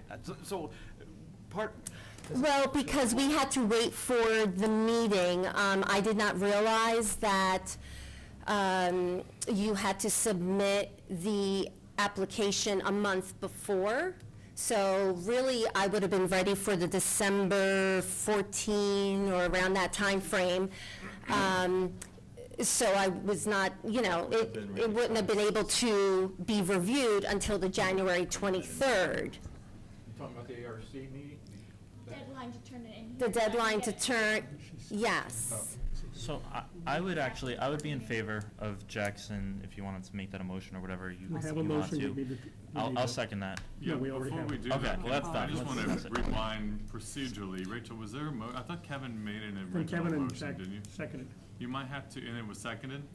So I think you have to go back and Just reverse amend your those motion. motions Can we then. can we- Amend that motion. That's right, I'm sorry. Yeah, because I still have. There's some other. I'm there's actually, some I'd other like to questions. table it. Brian, Still discuss. Brian, Well, Still my point is And I know that why. I'd almost like just a little bit more information, because really, I'm reading this for the first time, and I don't know how long Okay. you've been working with Tony or others at Town Hall here, but I agree with Jackson, not trying to kill this, but I would really like to understand it a little better and understand the traffic flows and that just a little better, because I am. Well, am I'm thinking not the about- expert, I'm thinking the county is. So of course they're going to give us the number of what they, you know, they would trump whatever the state would say as far as numbers go, but we don't get these answers because it's all, the county's already researching. Like Okay, as- but I'm not comfortable saying yes to 40 if the county comes back and says, sure, we're happy with 200. I mean, that sounds, I know that sounds dumb, but if we give a blanket approval, and then the problem we get is then all the people at the condo association downtown, all the people in local houses start complaining to us. So it would be nice for us to actually sit here and say, here are the facts around how many kids, because if they come back and tell you, look, you're approved for 25 kids and you're gonna have 3 employees and stuff like that, this makes total sense. I don't really have a picture of your parking, I haven't driven by it and stuff like that. It would just allow us to see the complete puzzle. We have a board meeting once a month, but we also have workshops 2 times a month. And in a workshop, we can also address this, so we can so be. twice or 3 times a month. Yeah, so I mean, so it's not like we're going to tell you we can't get to it for 6 more weeks. It would be nice to say, okay, the county has come back and said this is approved for 25 kids. You're planning on having 3 employees. It's gonna have a drop-off over these 2.5 hours. It's, you know, the parking back behind the place is gonna handle 80% of the flow. Then it's an easy decision for us to say, Sure, "Okay, and we I got it." completely respect that. I mean, it took me a while to understand, you know, the entire process and. So 2 other things. When this comes back to us, I mean, what happens inside the building will be county and state approved. For us, it's also what's happening outside. So I would like to see as part of this plan, what's the traffic flow? Island Village is doing that, the schools have to do that all the time. So what is the traffic flow, and what are the implications for our shared community? The other thing is at the start of your narrative today, you talk about 10 employees, your written documentation says 2 to 6. So I'd like that discrepancy clarified in writing. In writing. It would be based on the amount of children, so at You say 2 to 6, so clarify that. When you do your reproposal. Yes, okay, so the 2 would be, Clarify. When you get your approval, clarify that. Oh. So just give us a I report. don't think we need that now. We don't Because need if that. you ended up with 6 or 7 employees, where are they gonna park as opposed to if they park behind your building, then there's no place for drop-off? In front of the eye doctor. I have another question. Sure. We had an issue right very near where you leased. Where that home is? Very, very close, and the residents were up in arms about that business. And it had to do with traffic. And it got to the point where we had half a room full of people arguing against this business. It became a real big issue. That's why we're really spending a lot of time on the traffic issue. It's not so much inside, that's the state. That's They the say state. it's okay. But outside, it became a real issue with neighboring homes. I don't know what's right behind your business. Is there another home back there? It's more of a, this is the home business district. So the 9 homes in the block Is that the dentist? The whole block is business? The whole Yeah, block. it's the dentist. So even on Front Street, there's All a of Front Street. dentist The and an dentist, architect's office, chiropractor. a beauty parlor. The other house that you're referring to was not in the home business district. No, That's it where- wasn't, it was back. across from it. Back a couple houses back So- there, so I so didn't know if this traffic. We have a We have a motion. We have a motion on the floor, and it's seconded. We've been discussing. What do we want to do with the motion? We want to Take a vote. Well, I don't want to You- do that. We're The original changing the motion- motion to table this? Yes, Well, we need a hold on. second on the I table. think there's a Real second, quick, and Jack was let's- the second to table I this. don't think it's clear to Rachel, and she has Yeah. to be able to, so. Well, it didn't get voted on, so It you're hasn't been gonna voted on. amend that motion, You can right? withdraw it. We can vote on. So let's, just for amend the motion. procedural purposes, if you could I will amend it. amend it to table it until we learn more from the state and the traffic plan. And we need a second amendment. And then, was Jack the second? Was Jack the second? Yes, I think that's a yes. Second on tabling. Okay, call the question. So Jack is the second on table? Is that okay, Jack? Okay. Any further discussion? All in favor, say aye. This is for Aye. tabling. Aye. Aye. Any opposed? Motion is tabled. So- Thank you. So February 4th is the next workshop. Yeah. And then the one after that is February 20th. I 20. believe. And there's a board meeting 27th. Contact us again. Can I ask a question? Real quick, I'm just, when I go to this meeting tomorrow and I speak with the counselor for, DSF there, and she says, nope, absolutely not, this is our policy, we need to know that the community okays it, then what? Find a new counselor, find a Jackson new counselor, outlined that. because He said, I don't get it in writing. think that will, She puts in yeah. writing that Just get it in writing to us. the board will have that. I'll see her tomorrow morning and I'll get it in writing. So once I get it in writing, do I have to wait again for the following month? Yeah. I would have to wait for February 4th. February 4th. But between now and February 4th, Shoot help an us email. understand how traffic flows will work. That's what we're saying. Honestly, We I need thought some that was a addendums to county this thing. proposal. We already submitted that to the county on how the traffic and drop-off lines and stuff, but we were not aware at all Okay. that you That's guys our, wanted that that's application. part of our concern. That's our concern. We would if just the- like to see that. If the county puts it in writing that it wants your approval first, then we're back to where we are today. And come back to us. Yes, but then we are exactly at the same It's only point. about 2 Where- weeks away. Yeah, And 2 where- weeks Yeah, but we've further, also informed what else we need, Yeah. because it wasn't sufficient. At the end Even of if the it- day, we're just an HOA. We're not a town, so the state is going to issue a license if a license is supposed to be issued. Right. Just like these houses, they can short-term rent, and if the state wanted to issue a hotel license, they probably would. Then that would go ahead and go against our documents, and we would review it further. So all we're asking for is have the state do what they do. They outrank us, right? So make sure they do what they are supposed to do, and if you get approved and it fits within our bylaws, then we proceed. But the state is not waiting for Celebration, just an HOA. It's not waiting for us. Yeah. Thank you. Thank you Thank for you. coming tonight. Thank you. Thank you. So the next items, I propose that we bundle items 9, 10, and 11, if that's okay. So move. Thank you, Jack. Motion to approve the licensing agreement, and this is for a second bond. I was just moving ahead. I have All a right, so discussion item with you this. see what these are. Yeah, I have a special item with this. We had in the past, before we started the dog park, had that area in Davie for years and years and years and years, gosh, I don't know, probably 15 years, had put whatever their pots, I think we had a couple thousand pots, and they had a dumpster, they would put whatever material, they discarded it there. Before we built the dog park, Steve suggested, and it was a great suggestion, we really need to clear this area because, we don't know what animals are getting in there or what's going on, and we don't want to have that issue. So that area was cleared, and there was some discussion about a community garden, which I thought was great. They were talking about a community garden that we could possibly put that area. It's a small area, but big enough for a couple community plots. And I just don't want to go back to dumping things between the dogs and the CDD, and we're going to have kids going to the ball field. There was a lot of broken things there. There were a lot of just it's trash, dumping things. So I do not support this, but I know I'm just 1 of 6, but I would like to know. 1 of 7. 1 of 7, I'm sorry. On a six-person team.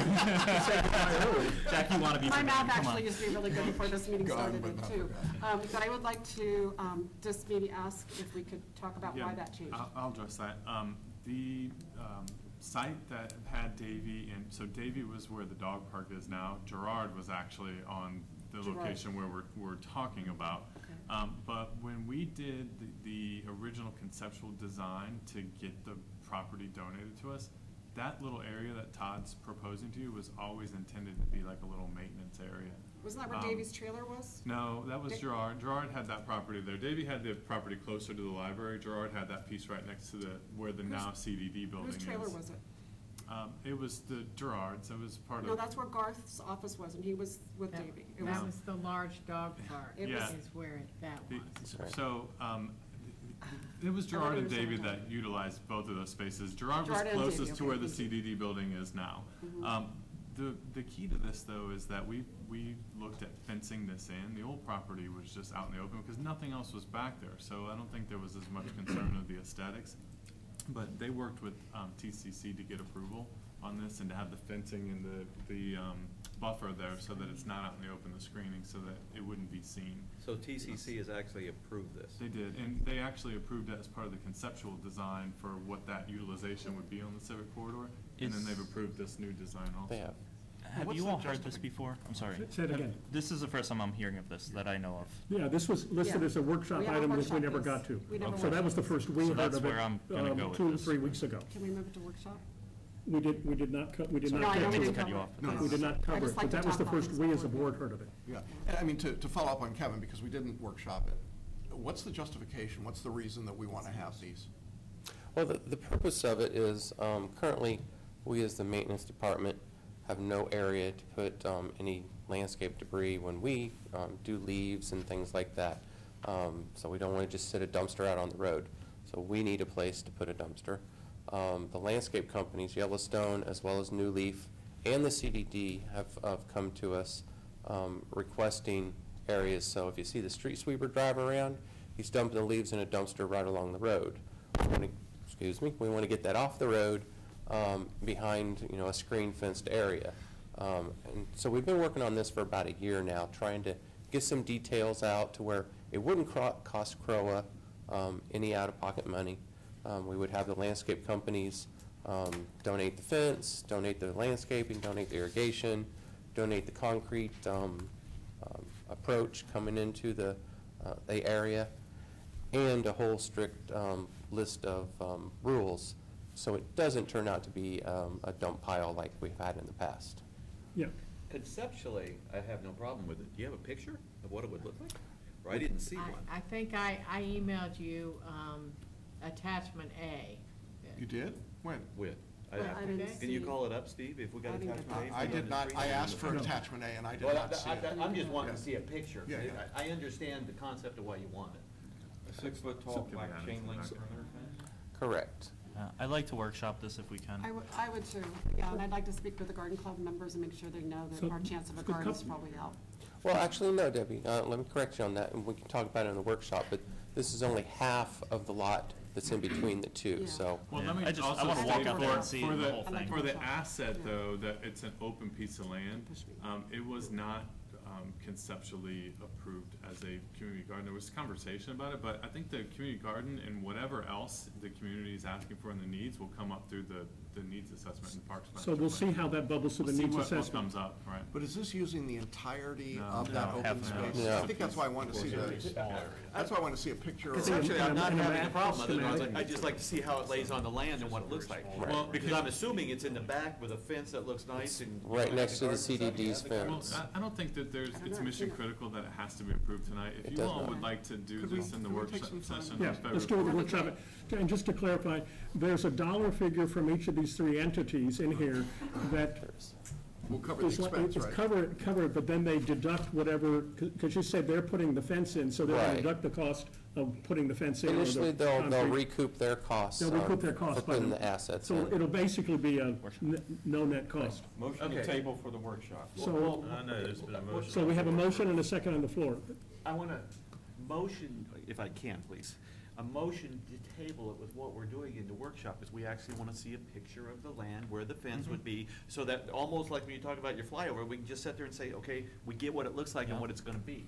I'd like a drone to fly over with the March of the Valkyries. Yeah. playing Todd will send that drone behind it. What kind of music would you like in the background? So Todd, Something with that puts us to some sleep. of the other things you presented months ago, you would show a schematic of what the new, Be more than happy to. so a schematic and then also a plot, a land plot that, because you've said Yeah. half the property. But does everybody agree what we're really talking about here is just wanting to see a picture where it's at on the land, Yeah. so we just understand what we're approving? Conceptually, the need is there, but Yes. we want to see more. Right, yeah, I'd also Be more like than to- happy to So discuss who it. made the Discussion motion? with I made the residents. Jack made the motion and Vaughn seconded it. No, I made the Vaughn is, motion. Jack Oh, you made made the the motion. you made the motion? you made the motion?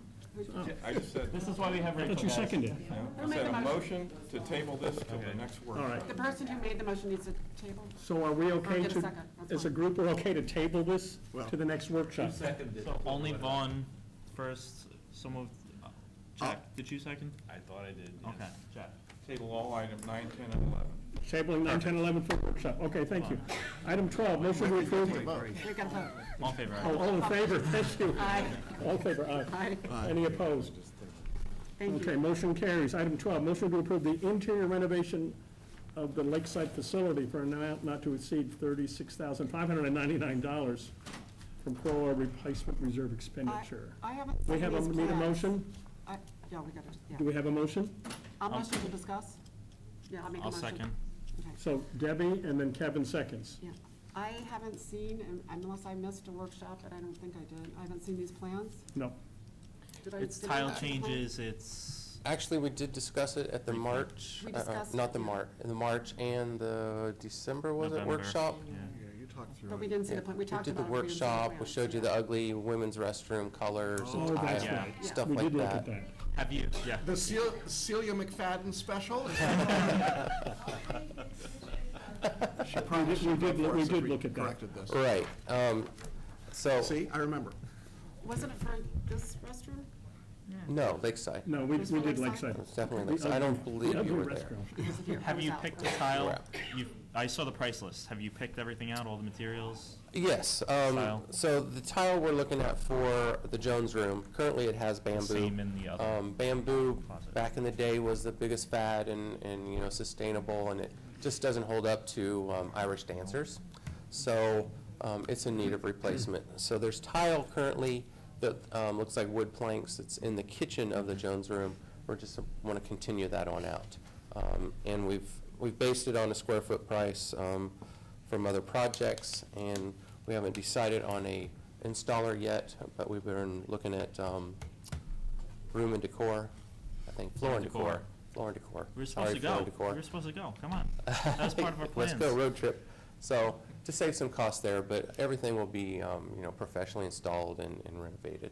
So, the smaller numbers that we're looking at for things like base trim, hardware, for the restrooms, that would be our staff going in and pulling the toilets out and the partition walls, so the flooring contractor can get in and pull floors up and put new floors down, and then we put them back. So, minimal cost, and we did the not to exceed number just to keep it moving forward while the whole Right. facility shut down. Right. What's Just a your question, time? if you guys pull the plumbing and reinstall it, and you're not a licensed plumber, and we had a plumbing issue with water, or is our insurance void? Brian, that's a question for you too. It's handyman, basic Could be. handyman work. Yeah, it's a typical everyday item that we do. When a toilet's Yeah. broken, we fix it. So pulling a toilet doesn't require a plumber's license. We're not doing any changes to the existing plumbing system. What's your timeline? If it Our was approved timeline today? is real tight. We're working around the marathon, Posh Pooch, and How long is it gonna take? something else. It'll be hit and miss on, we're going to be doing the Jones room. That'll take about a week. We'll have the restrooms down for another week. But it'll be varying throughout the month. of And At the February. same time, you're working on the fence, I assume. Correct. So the I pool's hope to. closed because you can't open the pool with the restrooms? Correct. Good time. And the Okay. fence down. Call the Yes, vote. working around events. We have a call to Let's go. question. Any further discussion? All in favor? Aye. Any opposed? Motion carries. Next you. item, stay up to the podium, please, Todd. Motion to approve the replacement of fences at Lakeside Pool and Playground by Allstate Fence and Rail, in the amount of $56,283. So Road moved. replacement reserve. Moved. That was from Jackson, and Jack seconded. I do have Discussion, we one- had this workshop in December. I have one question. It does say that the last bid did not provide by the deadline. What was the deadline? I'm just nosy on this one, because we get things last minute all the time, and with that big of a gap. No, there I'd was be about a curious week if and a it's half that we'd asked them to get proposals to us. I set my deadlines for when the board reports due, and I typically squeak past that a little bit. Thank you, Susan. Did they ever get it to you? No, they Not never even- did. I called But I off did on get that. one from Osceola Fence, who had put in our dumpster gate down at Heritage Hall, Spring Park. Theirs came in $55,430. However, we've had issues with, Yeah. no offense to them, but they haven't been real responsive. I think they're having some management issues, and we don't want to get caught up in that. Therefore, we've requested all states. So Todd, when you originally sent out this when you do an RFP, you send it out to how many vendors typically? We sent it out to 4 this time. 4? Yes. Okay. So when you do an RFP for any new vendor, you typically would send out something on, like an email, or do you send out a packet? Yeah, it's emailed. We send them our specifications that we desire the project to be, a timeline, and just the specs like black fence, powder coated, has to meet pool code. Okay. That's And the I know next it's thing I up wanted for- to, sorry, that's the next thing I wanted to do. Make sure it gets ran by ARC, because you're changing from a brown fence to a black fence. We are, and it's in ARC right now, and it's next Monday or Tuesday? Sorry. Monday. Pending their approval? No, and I think ARC approval obviously is very important. Yes, it I know is. it's a replacement reserve expense, and if we have that in there, but it's, $56,000.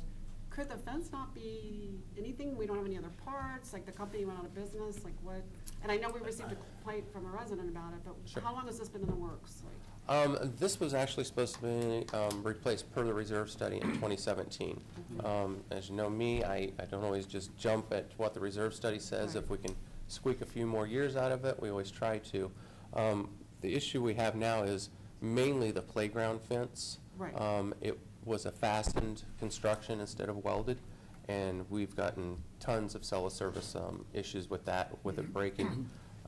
The fence around the pool, it is a welded type material, which is what we've spec'd this time as well. It's just faded, degraded, and not celebration standards, so we want so to when get it when we updated. do this, are we getting a couple spare parts for those ones that just break over and over and over? So We're hoping it doesn't break. We don't have that many issues breakage-wise with the one around the Latches. pool, because they are welded. It's a the much better playground I system. worry about, yeah. The playground, yes. So if it's welded, we should not have issues with it. It doesn't fall apart and screws don't pop loose. Any further discussion on this? Call the question. All in favor? Aye. Any opposed? Thank you. Thank you. Item 14, motion to approve the replacement of Savannah Square irrigation controllers by New Leaf Landscaping and Property Services. Amount $38,1720, Savannah Square Service Area Replacement Reserve. So moved. Thank you, Jack. And is that second. Vaughn? Yes, I'll second. It could be. It is So now. Vaughn seconded, thank you. So in the reserve Not to put words in study, your mouth. about every 3 to 4 years, they have the irrigation controllers for the service area scheduled for replacement. They're due after this time. We had some in the last one, I think, for Golden Aster. As far as Savannah goes, there was 4 scheduled to be done, but 4 more have broken. So that's why there's 8 on here. There is room in the reserve for them. They are upgraded to freeze and rain sensors, so, and the latest kind of technology. As we think about, Susan, Steve, the irrigation project that you are moving in on, would these be an intelligent acquisition with that? Remember how we Yes, had the well- irrigation thing we had talked about? Yeah. I mean, if we're gonna start replacing things, why are we spending this money? So, That's- are you talking about the smart system that they're Yeah. using? Okay, so we've discussed that, Todd, and also the landscapers. When those systems are more practical for a large area, when you have these controllers just, they control just a backyard, a courtyard. So to spend that kind of money on a small area is not as So economical. they're mutually exclusive, that's the Yeah, answer. there's different. It's not going to be a waste It's a of. different kind of It's not- system, yeah. Call the question, I all just in put one in my favor? house that does it. All in favor? Aye. Any My house that opposed? does that. Motion carries. So these have nothing to do with those, I think Todd had showed us on that tour, that units that were in North Village, you remember we were talking about splitting off from CCDD? Yes, correct. This is nothing to do No, with this? nothing to do. Is it the same type of thing are we gonna be doing those up there? Oh, we hope to be. That's still in the works. Okay. We've got a conference call this week. Yes, we do. Item 15, motion to approve the repair of the destructive testing repairs by Performance Roofing. Three amounts, they're listed on the board. $8,900, $2,900, and $2,900. Motion to approve? Debbie motions to approve. Second. Jackson seconds. Discussion. Okay, so this is in conjunction with an engineering report that we talked about today. When they did the destructive testing to do his report, they needed a roofer to actually do the manual labor. Performance Roofing did that, and they picked 2 units from each service area, which is why it's divided equally, although I know we talked earlier about proportionately, there are different sized service areas. So the engineering firm actually did this, the testing, the actual testing for these? Yeah, they're the brains, not that the roofers aren't smart, but, you know, the engineer are looking into the way it's constructed and looking at the flashing. Performance came out there and actually did the water testing and replaced shingles afterwards, took them apart, the physical part of it. Thank you. Kevin? My only question would be, is it fair to split it, you know, amongst the 3 of them and divide it by 3, or do you charge per unit? So I just said that on each service area, they did tested 2 units on each one, so that's why there were 6. Okay, we were all looking at each other for So it something else. got, yeah, it just got divided equally. Because it's Jack's called the question. Any further discussion? All in favor? Aye. Any opposed? Motion carries. Item 16, motion to approve the change order for replacement of rotten wood during roof replacement by Performance Roofing, amount of $75.93. Roseville Corner Replacement Reserve. Motion to approve? Motion from Debbie. Second from is Vaughn. So this is in conjunction with the roof replacement for Roseville Corner. If you recall at the time, there was wood soffits that had wood damage that needed to be repaired. And of course, you don't really know what you're gonna have until you open up those front porch roofs. So the proposal was a price per linear foot. So when it was all done, we had the correct linear feet, and of course, we went back and checked and had a little bit extra, so that's why this is coming later. So it's the final price ended up being this amount. My typical question, are they replacing it with the PVC or wood? No, it was wood. Has to be wood? Well, it was already wood, so to take just, it was just pieces of it, so otherwise it would have been a total replacement and much more expensive. So this was just treating wood that needed to be replaced, and then we did put a primer on it to protect it. Okay, because they are doing wood beams, and they're doing part of it with PVC, and they're doing a blend, and you can't even see it. Yeah, maybe on some areas. I think in this, we were replacing like with like to have it blend together and look the best it could. Thank you. Okay, any further discussion? All in favor? Aye. Any opposed? Motion carries. Item 17, motion to approve to initiate the funding process for 46 non-compliance items through notification of the Covenants Committee meeting to confirm or reject the fine. Thank you, Jack. It's down to 30. It's been revised to 34. 34. I do have. 34, so Jack has, I'll second. you need this? And I did want to go ahead and just So, have one comment. Kevin is the second. Yeah, I'll second. Is the house that we've talked about, That was voted on last time, but they'll be on the agenda already. they'll be, okay, So what'd you say? We voted on that already. so that one's done. They'll be on the Because we did it Covenants agenda? separately. We pushed for it sooner. I do Okay. have a Thank you question for Tony. The first one on the list, Tony. isn't that house in foreclosure? Yes, but we can still go after it. It's bankruptcy, we can't go after it. Bankruptcy, huh? Any discussion? Call the vote. Vote's been called. All in favor? Aye. Aye. Any opposed? Motion carries. Motion to approve to convert 4 fines to specific assessments. So moved. Moved by Jack, Second? second from Debbie. Discussion. All question? Call the question. Jack's called the question. All in favor? Aye. Any opposed? Motion carries. Item 19, motion to approve 53 CROA intent to lien letters to owners delinquent more than one assessment. So moved. That was from Vaughn, I think. Second. Second from Brian. Discussion. the question? Call the question. All in favor? Aye. Aye. Any opposed? Motion carries. Motion 20, motion to approve 7 service area intent to lien letters to owners delinquent more than one assessment. That was from Vaughn, and Jack is the second. You act surprised. What, you got the prize? Surprised. Well, it's a year-long compilation. Any discussion? All in favor? Aye. Aye. Any opposed? Motion carries. Item 21, motion to approve 3 attorney recommended write-offs totaling $5,331.37. Motion from Jack? Second from, Vaughn's not going to second. Second from Brian. I have one question. How, on item 1, how did that happen? How does that not get collected? I'm pulling it up right now. I believe that action item number 1 is a homeowner that had called and asked us for they had extenuating circumstances. It's a foreclosure. Are you But it's a looking at the right? capital. Oh, How does that not get? We're in the attorney recommended write-offs. right. Yeah.